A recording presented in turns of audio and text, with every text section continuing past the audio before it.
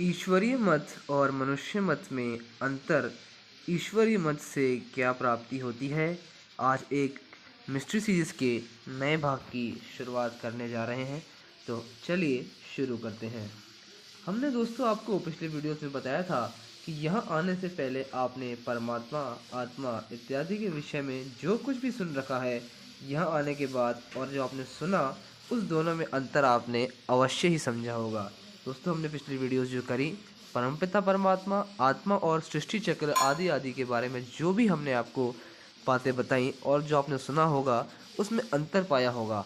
अब आपको उस अंतर में से यही समझना है कि आपका विवेक अंदर से क्या कहता है, क्या आपकी इनर कॉन्शियसनेस कहती है और किस मार्ग को आप सत्य का मार्ग समझते हैं और किस राह पे अब आपको आगे बढ़ना है।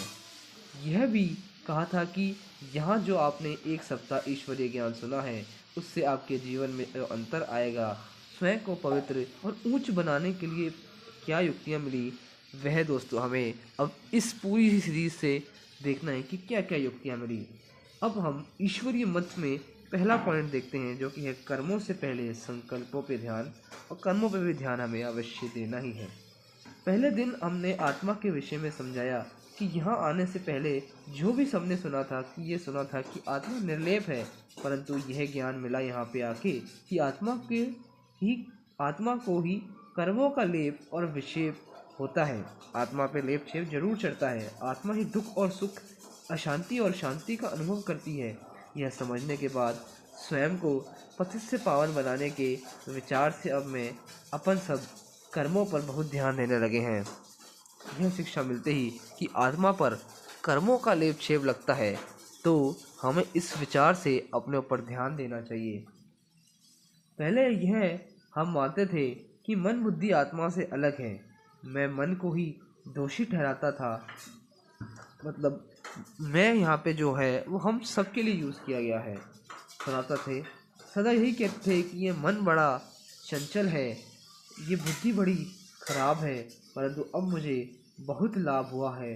अब हम कभी भी कोई अशुद्ध संकल्प उठाने लगते हैं तो तुरंत उसके बाद हम ब्रेक दे देते हैं कि हमें तुरंत ही याद आ जाता है कि यह संकल्प मेरी रचना है, मैं इस मन का मालिक हूँ और यह संकल्प कहीं और से नहीं आए। इस संकल्प की रचना मैंने ही की है, मैंने ही इस संकल्प को रचा है और मुझे ही इसे ठीक करना है। ऐसा सोचते ही वही संकल्प रुक जाता है। इससे ये स्पष्ट होता है कि कर्म करने से पहले हमें अपने संकल्पों को चेंज करना है। कर्म हम अच्छा कर देते हैं लेकिन संकल्प बुरा कर देते हैं। किसी ने कुछ कहा, किसी ने कुछ हेल्प मांगी, तो हम हेल्प तो ज़रूर करते हैं लेकिन मन ही मन कुछ गलत भी सोच लेते हैं। उस गलत को भी तो चेंज करना है, क्योंकि ईश्वर और मनुष्य में, देवता और मनुष्य में ही अंतर है कि मन से भी जो है पवित्र होते हैं और मन में भी उनके शुद्ध संकल्प चलते हैं। आगे देखा जाएगा तो यही सोच के हमें आगे बढ़ना है। अशुद्ध संकल्प विकल्प काफ़ी समय तक उसका प्रभाव पड़ेगा, लेकिन शुद्ध संकल्प करते जाएंगे तो उसका प्रभाव कम हो जाएगा और धीरे धीरे सिर्फ शुद्ध संकल्प रह जाएगा, अशुद्ध संकल्प खत्म हो जाएगा। समय व्यर्थ जाता था पहले, लेकिन अब नहीं जाएगा। स्वयं को शांति का अनुभव मिलेगा। शांत स्वरूप आत्मा मैं मालिक हूँ। मैं अशुद्ध संकल्प ना करना चाहूँ तो मेरी इच्छा के बिना मैं चल नहीं सकता। हमारे अंदर ही वो इच्छा है जो संकल्प करने की हमें शक्ति देती है, और शुद्ध और अशुद्ध संकल्प हम ही करते हैं, कहीं और से नहीं आते। अब इस प्रकार जो है हमें पहला ध्यान यही है कि कर्मों पे पहले संकल्प पर ध्यान देना है। अगर संकल्प श्रेष्ठ होंगे तो कर्म अपने आप ही श्रेष्ठ होंगे। आपको दोस्तों इस बारे में और डिटेल में बातें जाननी है तो आप ब्रह्मा कुमारी राजयोग का मेडिटेशन अवश्य सीखें, अवश्य ज्वाइन करें। ऑनलाइन ऑफलाइन दोनों अवेलेबल है।